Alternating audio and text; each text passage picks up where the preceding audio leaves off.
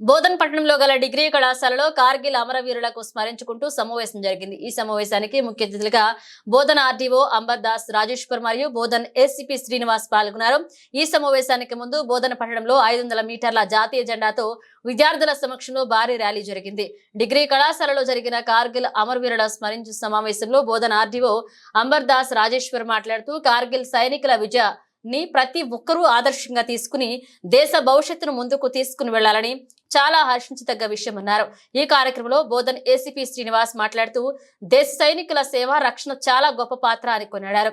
తదనంతరం కుమాన్పల్లె నివాసి గంగా ప్రసాద్ చిత్రపటానికి పూలమాలలు వేసి నివాళులర్పించారు. ఈ కార్యక్రమంలో డిగ్రీ కళాశాల ప్రిన్సిపల్ మరియు లెక్చరర్లు మరియు విద్యార్థులు పోలీస్ సిబ్బంది పాల్గొన్నారు.